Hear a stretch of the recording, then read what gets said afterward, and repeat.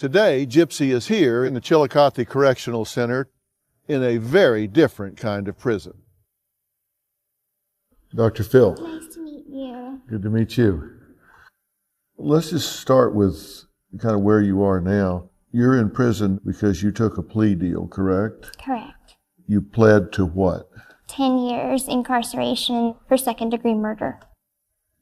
How do you plead to the Class A felony of murder in the second degree? Guilty. Should you be in this prison? To be honest, I have complicated feelings about that. I believe firmly that no matter what, murder is not okay. But at the same time, I don't believe I deserve as many years as I got. But your mother is dead. She is, yes. And she was murdered. Yes, sir. And you were involved.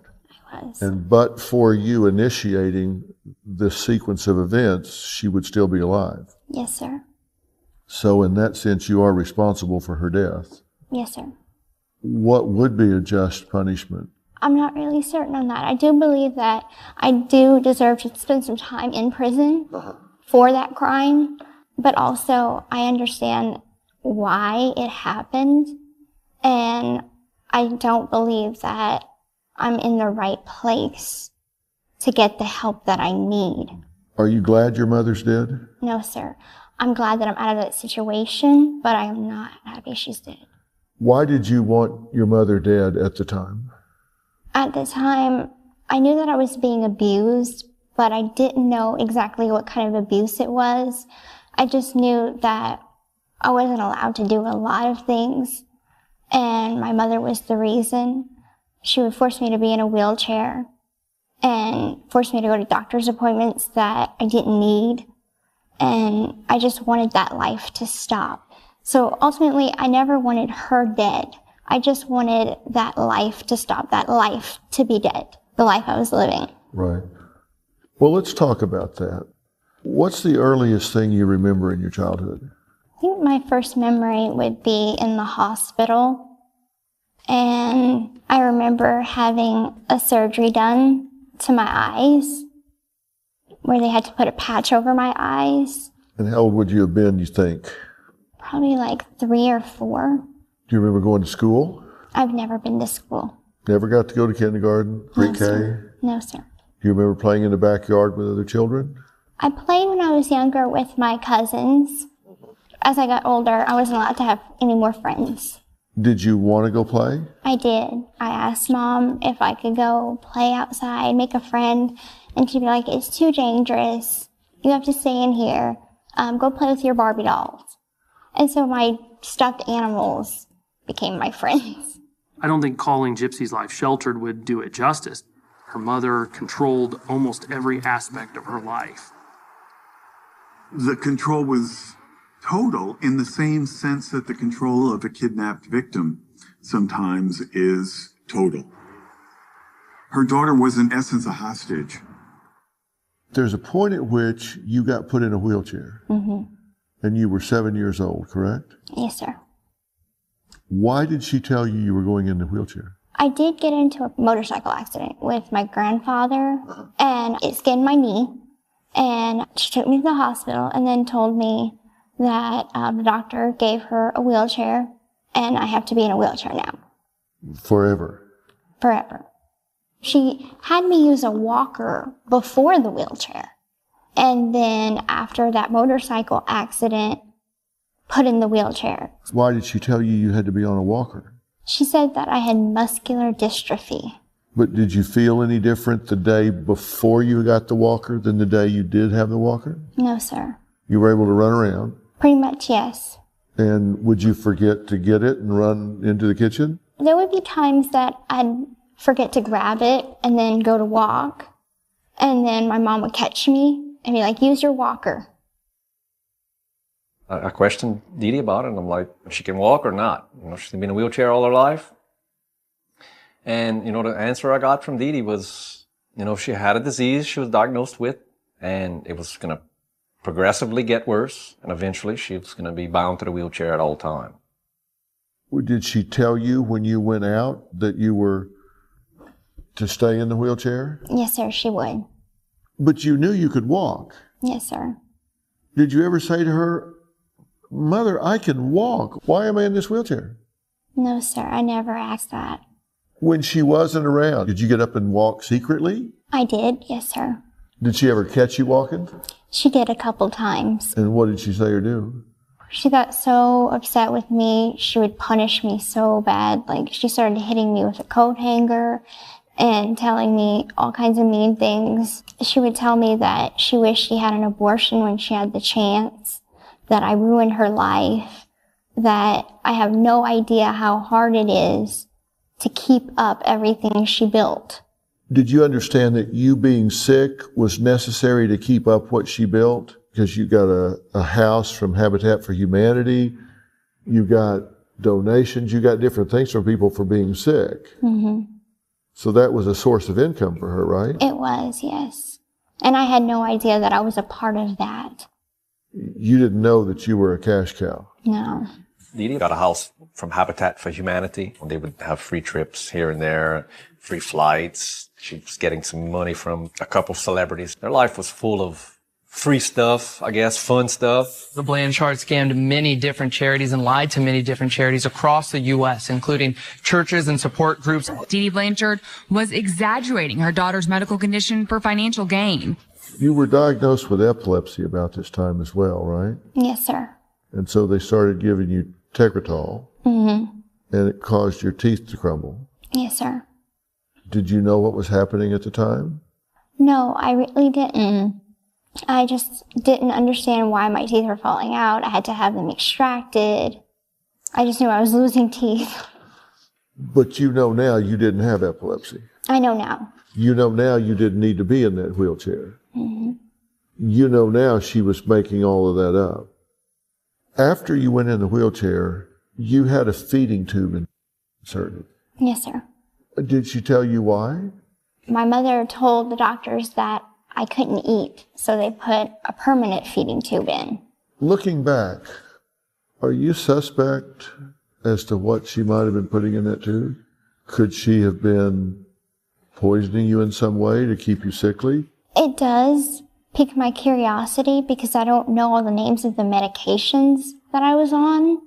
Could she have been poisoning you in some way to keep you sickly? Could she have been over-medicating you to keep you weak? It's a possibility. When you went to see doctors, did she tell you what to say? Did she tell you what not to say? She told me that I couldn't speak during a doctor's appointment. She would tell me, sit in the wheelchair, play with your Barbie dolls, and let me talk and don't interrupt. My mother told the doctors that I was mentally incompetent. Therefore, they thought, she won't know what she's talking about. She's got the mind of like a child. So did she tell you that you were intellectually challenged? Yes, sir. She would always use the medical term for everything that was wrong, that I had microcephaly, which is small head, that my brain didn't develop right, and I'll never mature past a 6-year-old's level, mental level. You saw a doctor in New Orleans that did a muscle biopsy on you to check for muscular dystrophy. Mm-hmm. Now, a muscle biopsy for muscular dystrophy is a very painful procedure. I still have the scar. Yeah, they strip muscle from your thigh, right? Mm-hmm. What do you know now about that? It came back normal. And she knew that. I think that she did know that. If a doctor wouldn't give her the results that she wanted or say what she wanted them to say, she would switch to a different doctor. Gypsy has essentially fallen through every crack there is in the system. Literally everyone failed her. Literally. The doctors who were positioned as there to help her didn't help her. You wound up seeing a Dr. Bernardo Flasterstein. A lot comes tumbling down at this point, right? Because he has you stand up, right? Mm-hmm. Where was your mother at this point? She was inside the room. With you? With me. He kind of held my hands, and I put some weight on my legs. And I think that gave him the inkling that this girl could walk. This girl is not paralyzed. She has muscle strength. And how did your mother react to that? She did not like him whatsoever. She was like, I'm not even bringing you back to see him. I'm switching doctors. Each one of these paper clips is some medical record where Dee Dee essentially lied to the doctor about something. And this is something that you see almost across all of the records. Then we get into the family history. The family history changed depending on what doctor she was at. Flasterstein wrote, "This mother is not a good historian." He says, quote, "Analyzing all the facts, there's a strong possibility of Munchausen by proxy." So he says, there's a good chance that this mother is making this child sick on purpose for her own gain. He wrote that down. He talked to another doctor you had seen before who said, I found nothing wrong with her. He writes down, Munchausen by proxy. This mother is not to be trusted. What happened from that? Nothing ever came of it. It didn't stop. Nobody said anything. Nothing was done. When did you figure this out? The doctor writes down, Munchausen by proxy. This mother is not to be trusted. When did you figure this out? I started having an inkling when I turned 19, and I had made a friend, Aaliyah. She was our next door neighbor. And I started wondering, why can't I be like Aaliyah? Why can't I have friends? I would look at her life, and her life was so different from mine, so it made me question my life. Did you ever tell your dad? No, my mother would tell me such awful things about my father. He abandoned us. He doesn't want anything to do with you. He's happy with his new family now. He doesn't love you. So I thought, why bother going to him when he won't care? They started moving further and further away, and the visits became more scarce. I'd call and say, where's Gypsy? When I talk to her and say, well, she's taking a nap. Call back in an hour. I'll have her ready for you. So, I'd call back and, she'd be ready there with all the right answers. And it's scary to think what she told Gypsy, the consequences she'd have if she did see anything, Pretty soon, I found a couple of bits of paper in my mom's safe, things that stated that I was born in 1991. Made me question my real age. I asked her about it. She said that it was a typo. I had taken those papers and the Medicaid card that I found, and I ran away from home. Didn't get very far because she found me pretty quickly and took me back home. Boy, was I in a lot of trouble. What happened when you got home? She smashed my laptop. How did she smash it? It was a hammer. And she told me if I was to contact anybody, any of her friends, and tell them that she would take a hammer to my fingers next time. And then she put a bell on the door, so if I tried to run away again, she could hear it. And she had taken handcuffs and a dog leash and tied it together and tied me to the bed, chained me to the bed. So how long were you tied to the bed? About 2 weeks. I just don't understand how somebody can do this to their child that they're supposed to protect and love, not use them as a cash cow. Do you think she loved you? When I was younger, I thought that. And then when I found out the truth, I'm like, I didn't know this woman at all, did I? Everything that she ever told me was a lie. So how can I honestly believe her whenever she told me she loved me? She kept you in a wheelchair. She kept you on a feeding tube. She had you diagnosed with asthma, hypoventilation, epilepsy, hearing and vision impairment, GI reflux, muscular dystrophy, quadriplegia, mild mental retardation, as she called it, anemia, allergies, leukemia, incontinence, lung disease, heart murmur, all of these things. They had you on pages and pages of medications, many of which have side effects that mimic the diseases that she said you had. You were being set up. Right. Why would she do that to you? I don't know. Dee Dee, we had some books we found in the house, Leukemia for Dummies and, different books like that. So she did her research. She knew the terminology. She knew how to make Gypsy appear to have certain symptoms by giving her certain medications. She was pretty slick. What does that cause you to feel when you realize how viciously exploitive this woman was with you? When I first found out, I was so angry and hurt. And it's like, I trusted her so much to do everything that she told me to do, be her good little girl like she wanted me to be. And every time I'd mess up, I'd always ever say, next time I'll do better, next time I'll do better. Don't get angry with me. And it just hurts because every time she told me that she loved me, that she was trying to protect me, now that I know, the only person I need to protect you from is her. You ran away once, she changed you up. Mm-hmm. But then you start talking to somebody online. I made an online dating profile on a Christian dating website because I started to have feelings of wanting a boyfriend. And that was something that was never allowed. Was your head shaved at that point? It was, yes, sir. You had been told you had leukemia, right? Yes, sir. And she said, let's shave your head because it's going to fall out. We'll at least keep it even. Yes, sir. But you now know she wanted you to look like a cancer patient. Yes, sir. But you go on the dating site and you've got a shaved head. I wore wigs. You were kind of big into costumes a lot, right? I was, yes. You would wear wigs and costumes just kind of a fantasy type thing? Yes, sir. How old are you here? 21. And what was the occasion for this picture?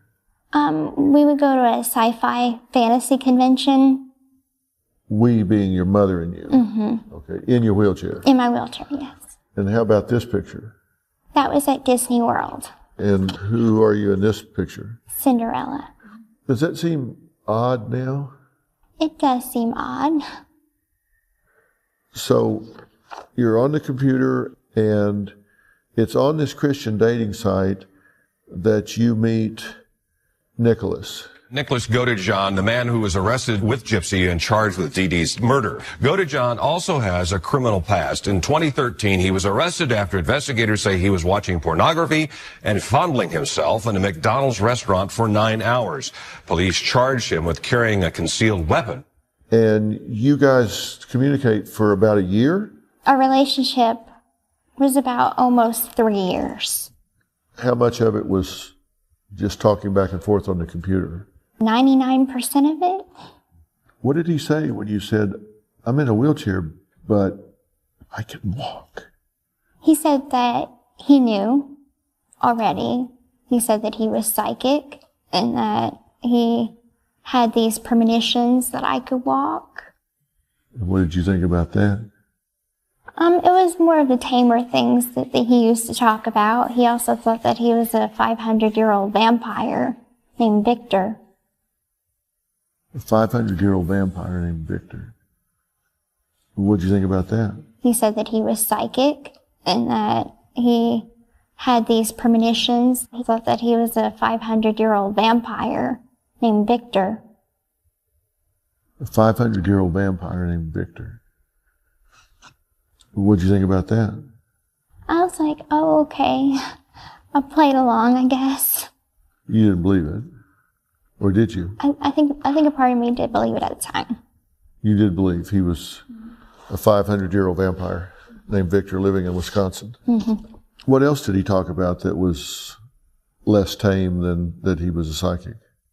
He had multiple personalities. Victor was only one of them. He had other personalities that were much more violent and scary such as he called him the Black One.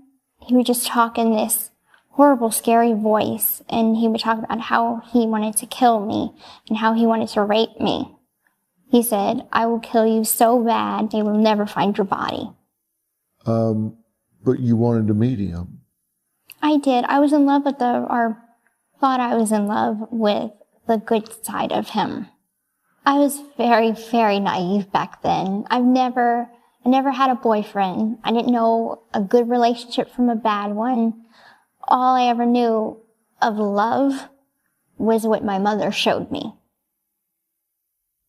There was pretty sexual content going back and forth on the internet, right? Yes, sir. He was erotic role-playing, and you had alter egos as well, right?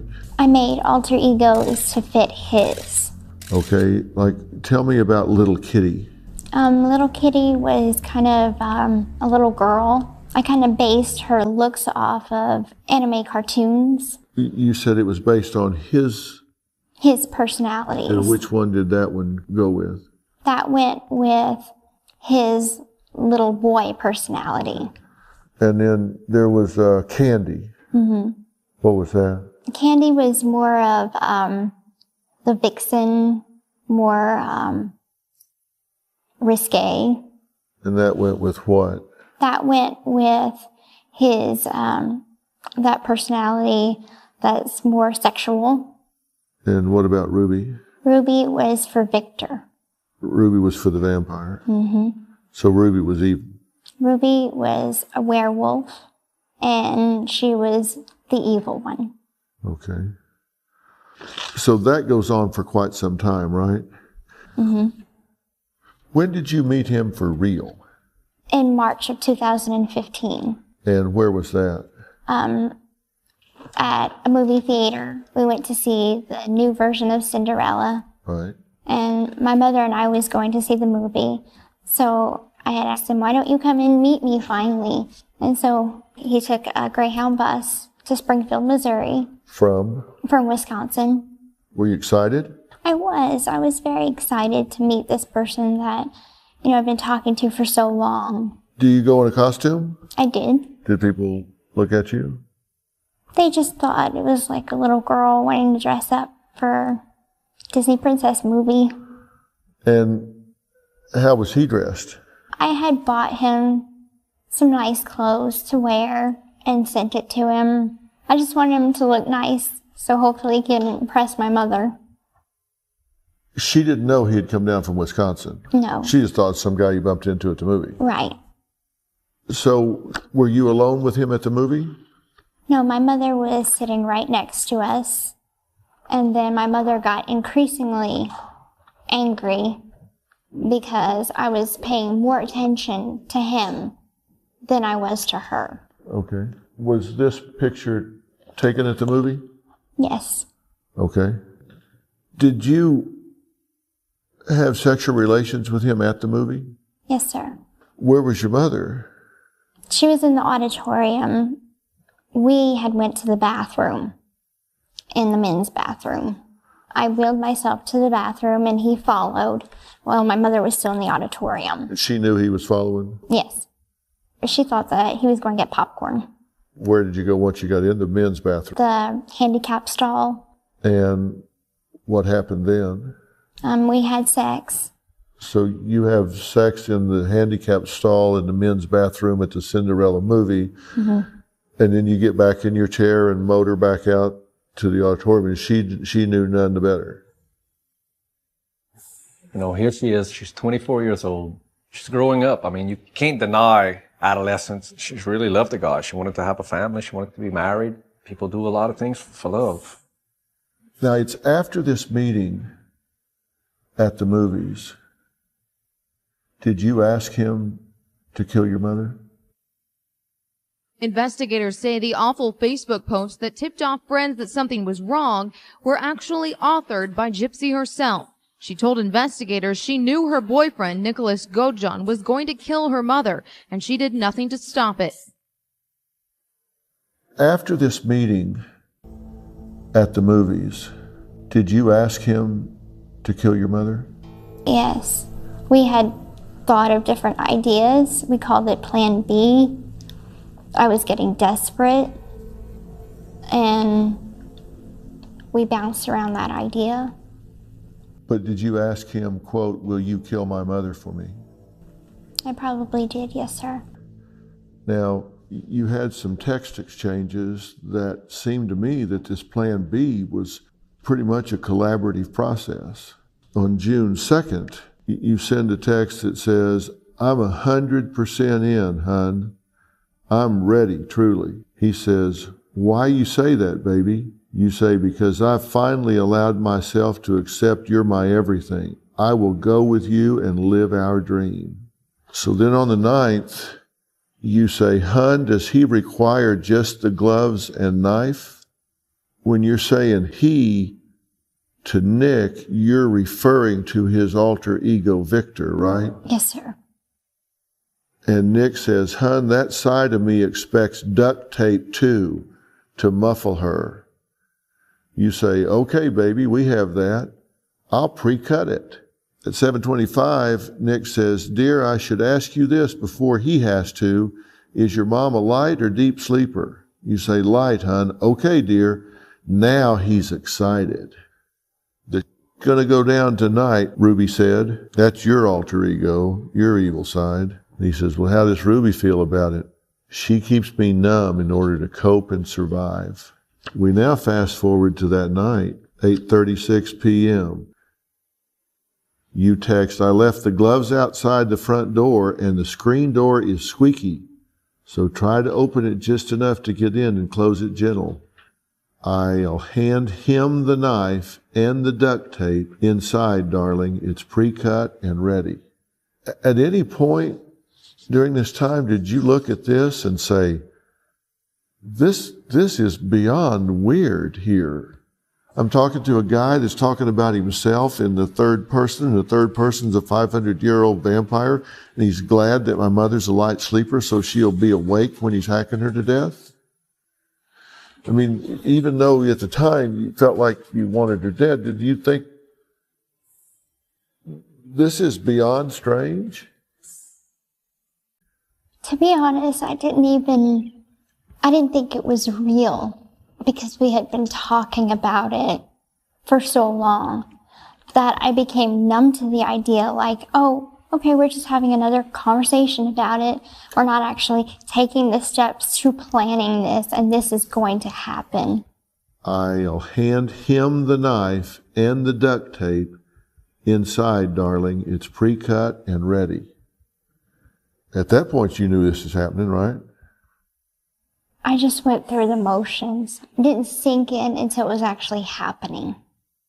He says, baby, there's no other option. He's going to finish her no matter what. That is how he is. And you say, okay, darling, he is brave. I respect and admire that smiley face. But after we comfort each other, after we do that, sweetheart, I'll hold you like the baby girl of mine that you are. Tell me in your own words what happened that night. I want to talk about the night of the murder. Tell me in your own words what happened that night. Well, really, my mother and I had got into an argument 2 days before, and it was about my feeding tube. I'm like, I no longer need this feeding tube. Can we please have it removed? And she said no. And I had an upcoming surgery, and I didn't want to have it, so I asked her, please tell the doctor I don't need this surgery. I've had it 20 times before. Why do we have to have it again? And she's like, there's nothing I can do about it. The doctor wants it. And so I became very numb to plan B. And I talked to Nick. He had me talk to Victor, who initially was the one that was going to do the murder. And he was like, ask Victor, please. And I said, Victor, will you please come kill my mother for me? Because I can't do it myself. Was this on the phone or was this over text? This was over the computer. Okay, so you're emailing back and forth, texting, messaging, whatever? Yes, sir. You say, we're going to do this. We're not ever going to bring it up again. Then at 9:08 p.m. on the 10th, you say she's taking her sleep aid. Okay, baby, I'm calculating the money for the ride. You say, once you're inside the house, we stay silent, not even a whisper until after I open that bathroom door. And he says, never underestimate his will to kill. Victor said that he had conditions. One condition would be, it would be with a knife. The other condition is he would have to rape her after he murdered her. And I told him, absolutely not. I am not okay with that. And he said, it's either Victor's way or the highway. Like, Victor won't do it if you don't agree to my terms. So I said, fine, use the knife, but you are not raping her. He's like, well, fine, I'll make you a deal. It's either rape her or rape you after. And I said, rape me, because I won't let you do it to her. What happened then? And so after that, he took his bus, Greyhound bus, from Wisconsin to Missouri. He stayed at the local hotel. I texted him when my mother went to sleep. I let him in the door. There were gloves waiting for him, plastic gloves, by the door. You put them there? I put them there. He came in, and he was wearing a hoodie and dark clothing and a scary t-shirt that had evil clowns on it. And I handed him the knife, and he said, get your ass in the bathroom now. And I went in the bathroom, closed the door behind me, and kind of got down in a kneeling position and put my hands over my ears so I couldn't hear anything. But I did hear stuff.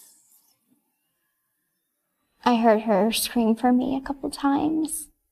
But at first, like, she sounded like she was startled, like, who's there? And then I heard her screaming.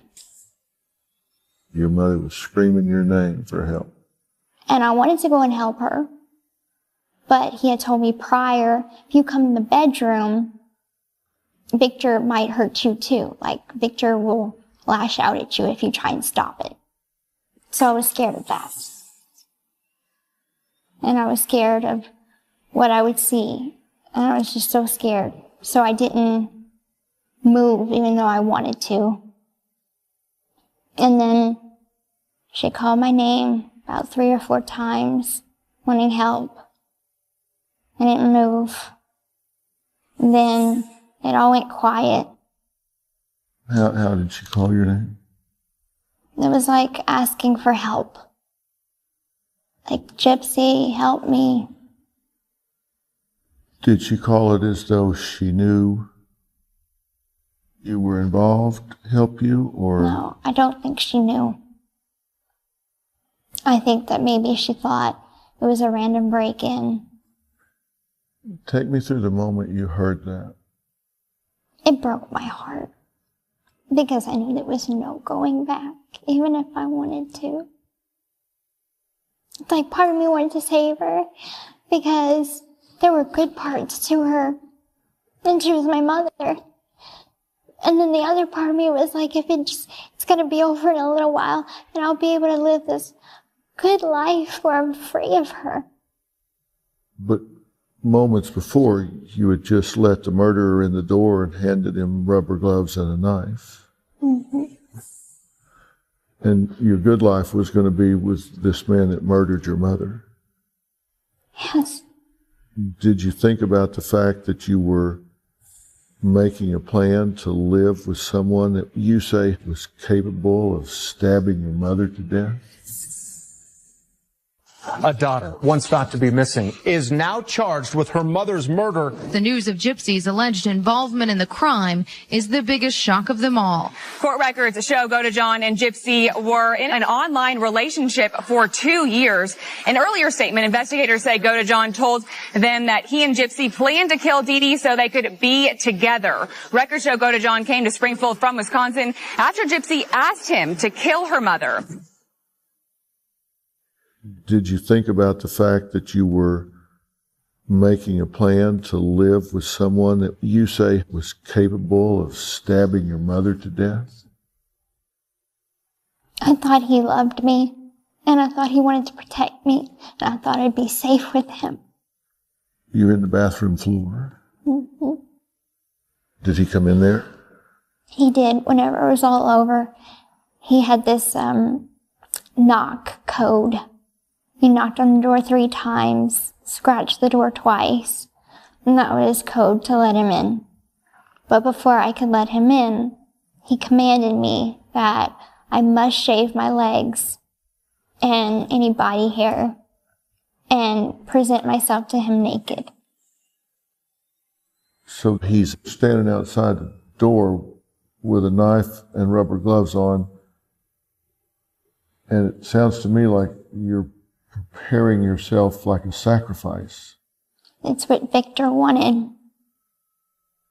And you did it. Take me through the moment you opened the door. I opened the door and I was completely naked, but I was wearing a wig because my head was shaved. I let him in and he was holding the knife in his hand and his finger was bleeding.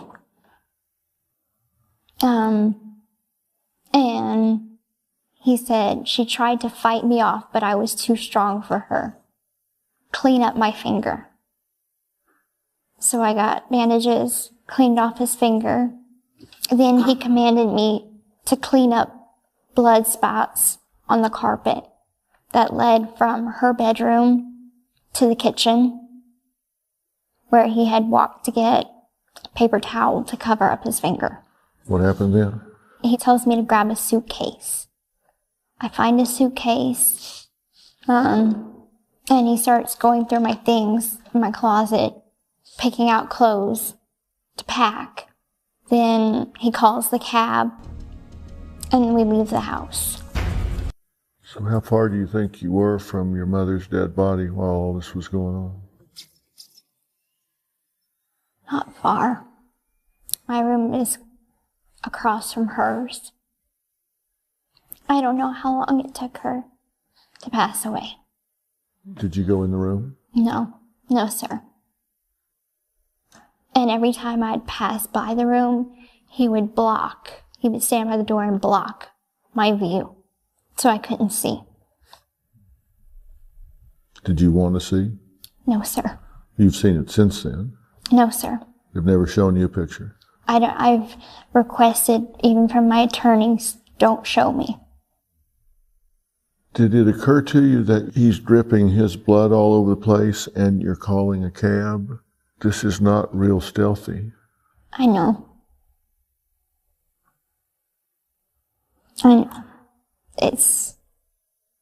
We were stupid, and I can't say, oh, I wish we would have planned it out better or whatever. I just wish we wouldn't have done anything to begin with. I wish he would have just said, I will help you get out of your situation, but by means of contacting the police. Where did you go? To the hotel that he was staying at. As soon as this is over, are you immediately wishing it hadn't happened, or are you happy it happened? I thought that Gypsy was relieved that her mom was dead. I was in shock. You know, you never want to think somebody that you love is capable of doing something so horrendous. I don't think Dee Dee deserved to be killed. I mean, what she did was definitely wrong. There's no question that you don't do that to your child, but there's not a lot of love lost now. As soon as this is over, are you immediately wishing it hadn't happened, or are you happy it happened? It was a mix of emotions. To be honest, I felt numb. It's like it wasn't real, but there was some happy times in there that I guess I was happy. Well, comment on this for me. This is a video, part of one was taken in the hotel. Hi, honey. I'm feeling it.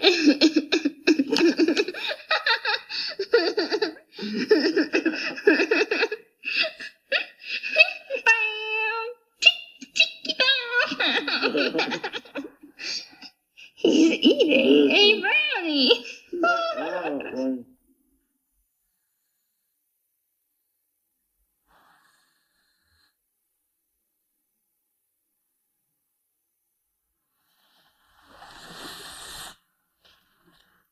That's less than 24 hours after your mother has been stabbed to death. I wasn't myself. I had been taking narcotics, such as Xanax and Vicodin. I was high, very high. He was a different persona now? Yes, he was. He was the loving boyfriend that is gonna make all my dreams come true. How do you feel about him now? I can't stand him. Because I went from one abusive person to another. I wish he would have been more responsible. He was the first person I ever told that I could walk. And yet I asked him a question. I asked him to kill my mother, but I didn't hold a gun to his head and make him do it. He seemed more happy to do it than anything. And that's why I can't stand him, is because he knew. I think he knew that he could easily get me out of that situation by calling the police, being responsible. So y'all pull this off, you get away with this for like 4 days before you're in custody. Yes, sir. And then you're in an interrogation room. Your mom's dead, okay? Now, what I want to ask you is, your mom passed away, okay? If he's deceased, all right? Now, what I want to ask you, did you have involvement in this? Okay. No. Hang on, listen to me for just a second, okay? What happened with your mom that night? I don't know what happened with my mom at all. Okay, just listen to me, okay, sweetheart? You know what happened to your mom, okay? And I know that you know. You think that it's me? Why would you think that it's me? I have always loved my mom. My mom and I are best friends. Listen to me. Please don't get yourself in this. And that's what you're doing.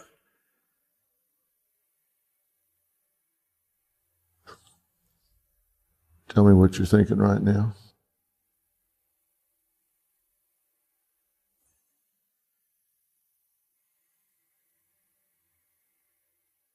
What happened with my mom at all? Okay, just listen to me, okay, sweetheart? You know what happened to your mom, okay? And I know that you know. You think that it's me? Why would you think that it's me? I have always loved my mom. My mom and I are best friends. Listen to me. Please don't get yourself in this.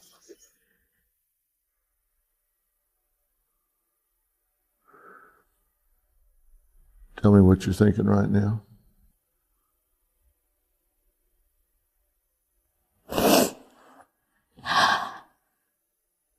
I wish I wouldn't have done any of that. It's hard to see pictures of that house and the memory and pictures of her in the wheelchair.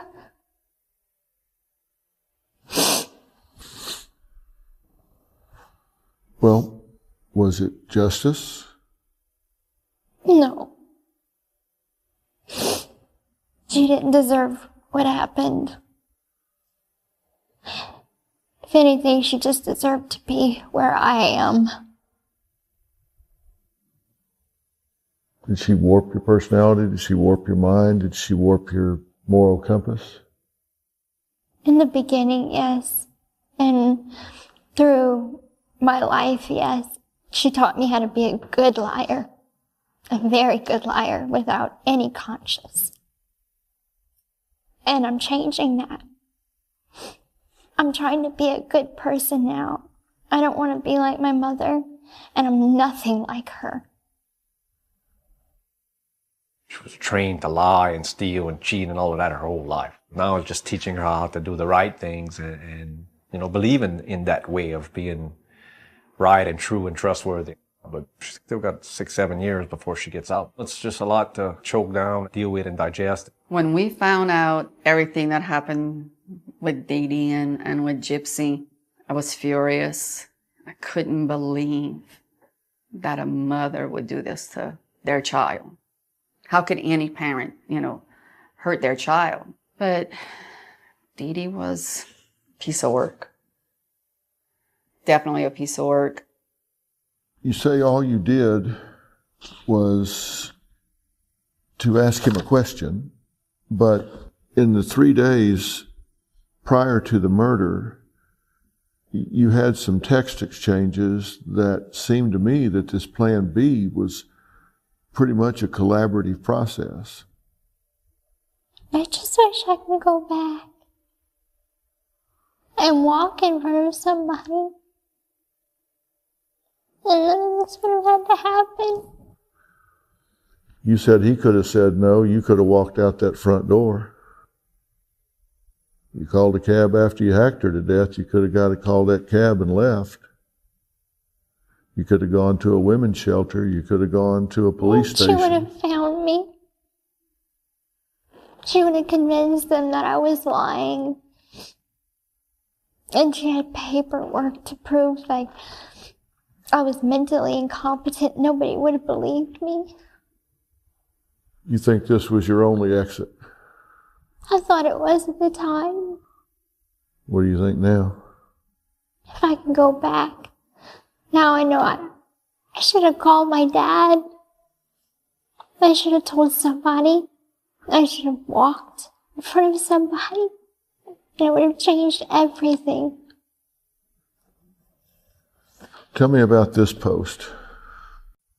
Me and Nick made that post on her Facebook account. It says, the bitch is dead. It says, I slashed that fat pig and raped her sweet innocent daughter. Her scream was so loud. LOL. Why that particular message? It was alarming.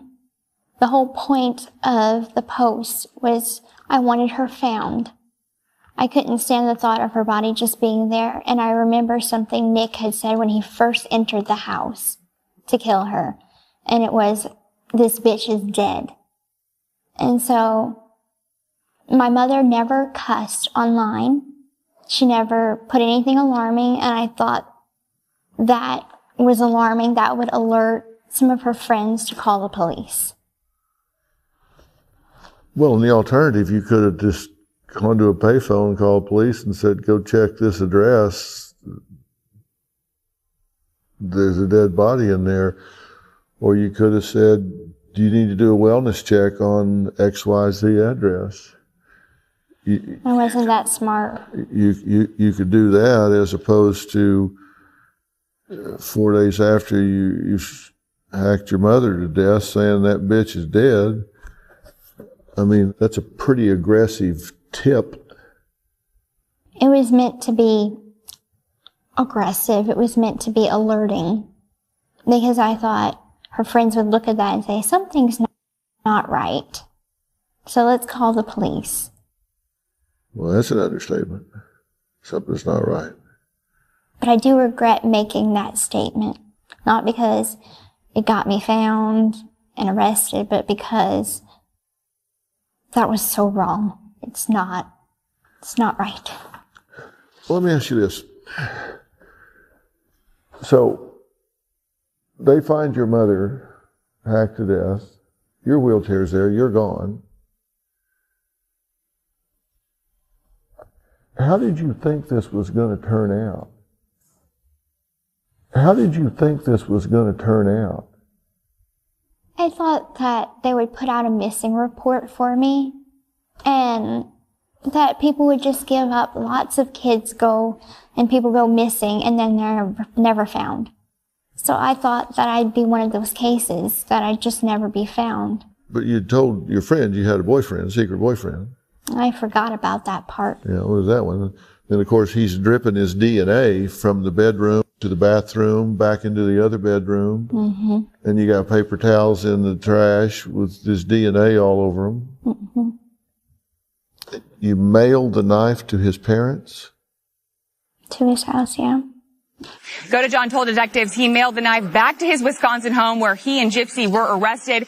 Of those items, a knife found in an envelope addressed to the Big Bend home with a return address of the Blanchard home, and 2 cell phones, a flip phone and a smartphone. He wanted me to take the murder weapon in my backpack on the Greyhound bus. I've never been on a Greyhound bus, so I thought maybe there were metal detectors. And so I was like, no, let's mail it. People buy knives off of eBay, so we'll just mail the knife to your house. And he said, well, we'll throw it away in Lake Superior, and nobody will ever find it. But we didn't. We got arrested before we can dispose of it. Is your life ruined? No, sir, it's not. How long are you going to be here? I see the board in 2021. What do you want to do with your life? I want to be an advocate for abused children or abused people. If I would have known that there was something called Munchausen by proxy syndrome out there, perhaps it would have nudged me to get help from somebody, because I thought my mother was the only person like that. And so I want to speak about my experience to encourage people, if they're being abused, get help, because it can make a difference. And that way they won't end up like me. They won't end up in prison. It won't get that bad. What do you think should happen to Nick? I think that he should spend the rest of his life in prison. Do you think he exploited you? I think he did. I think he used me to have his own means. He was a lonely person, not a lot of friends. Girls would never look at him, so I was the only one that would never tell him no. I would always agree to everything he said and do it with a smile. And I think he saw that in me from living with my mother. Like, I had that submissive, low self-esteem, codependent personality that I think he could prey on that. And he used me. Nick's going to have to own what he does, and you have to own your part of it. Your mother wasn't even on his radar till you put her there. I know. And you have to own that. This is not a typical situation. You are both victim and perpetrator here. You were chronically victimized by a sick and demented woman. If she's done all the things that it appears and the records reflect that she's done here. And then you became perpetrator. So this is an unusual case, and it is an unusual circumstance. And I hope that you put a frame around this. I hope you own your bad decisions and you find your way to forgive yourself for those things. And I hope you find your way to forgive your mother for the things that she's done to you, because you have suffered terribly. And if you don't find meaning to your suffering, if you don't use that suffering and use the tragedy of your mother's loss to create some meaning in this world, then it will make you insane. At some level, do you think what you did is justified? At some level, do you think what you did is justified? No, nothing justifies murder. I think that abuse should be punished by prison. But on one hand, can it be looked at as self-defense? I mean, on one hand, she was dicing you up, girl. How many surgeries did you have? So many. 10, 20? I'm pretty sure 30 more. Because I had multiple eye muscle surgeries, multiple leg surgeries, multiple throat surgeries. I don't have salivary glands. Not these anymore because they were removed. You got cut open. You got parts taken out of you. You got hacked up. You got poisoned. Your childhood was stolen from you. Your adolescence was stolen from you. Your teen years were stolen from you. I know. I'm trying to take the high road. And I found my faith while I've been in here. I've always been a person of religion, but I have to pray to forgive my mother. But right now, the hardest thing is to forgive myself. I have so much guilt. Well, the first person you got to help is yourself. You're very conflicted right now. I am. I mean, you feel very guilty on one hand and very exploited on another. And that's because both things are true. You were terribly victimized. You were tortured as a child year after year after year. That's terrible. You know, it's just a perfect storm of bad circumstance and bad psyche. And I think that's why they were willing to make a plea deal with you instead of drop the hammer on you. Because otherwise, you could be here for 40 years.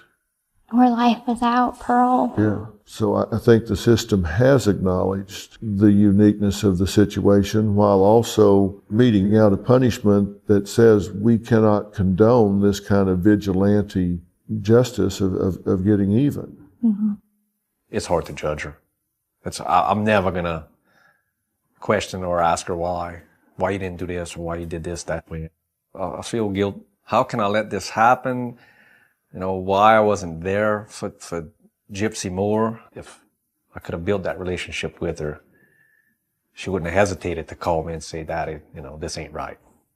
I told her, I don't judge you for what you did, but I understand why you did it. No matter what, I'm always here for you, and I love you. Not even God can change what has happened. The future hasn't happened yet. The past is over. The only time is now and what you do in this moment. And what you've got to do is not make excuses for what you've done, but own that that's 100% wrong and equip yourself with more powerful, more empowering coping skills so you don't get in this situation again. And if you can use your life, if you do become an advocate, if you do have opportunity to speak, you do have a compelling story. But you're not anywhere near equipped to tell it at this point because you've got to find every lesson from that story that you have right now, because what you have right now is a compelling story, but there's not a takeaway from it yet. I do want to help you have a chance to redeem yourself in this life. Thank you. And I will lead you to some resources that will help you do that. Thank you. And I will do that, and I will say it in the same breath that I say I absolutely condemn what you did. I condemn the choice you made to escape. At the same time, I condemn everyone in the system that failed you. Just because you made a bad choice doesn't mean that your life should be over. You're going to pay your debt in here. But then you should spend the rest of your life making up for it. I will. And you've got something to offer. You want to find something specific that makes a meaningful difference, and I'll help you identify what that is. Good. Because I want to make a difference. And I believe that I have the story too. I believe that I am getting better. I've grown a lot since I've been in here, matured a lot. I had loving support to help me get there. But I think the next 50% is going to have to be from more help than just me. Now you've got to get yourself ready for the next phase of your life, and I'm saying I'll help you do that. Thank you. Right. How long have you been here now? About a year and a half. Okay. So how's life here now? What's day in the life like for you? It's not so bad. I go to school. I have a job. What's your job? My job is working on my housing unit, janitorial services. Uh-huh. So I clean. I go to school in the morning. I love going to the library. The administration here, they seem really dedicated to keeping the women here safe and to helping them really rehabilitate and better themselves. They offer free education, and especially for someone like me that came here with a second grade education, never been to real school. I'm very close to getting my GED. And you have family support. I do. I do. My father, he has some guilt, and I try and tell him, don't feel guilty because you're in my life now. You're here now, and that's what's important to me. Gypsy, thanks so much for talking to me, okay? Thank you so much, Dr. Phil. Gypsy pleaded guilty to second-degree murder for her role in her mother's death and is currently serving a 10-year sentence. Her boyfriend, Nicholas Godejohn, was sentenced to life in prison for first-degree murder. I want to thank HBO for the use of their video from their documentary, Mommy, Dad, and Dearest. You can watch that on HBO Now and HBO Go. Now, since her conviction, she has been engaged to several men and even gotten married while in prison. She has since said that marriage is over. Her story became the scripted show The Act, starring Patricia Arquette, who won both an Emmy and a Golden Globe for her performance.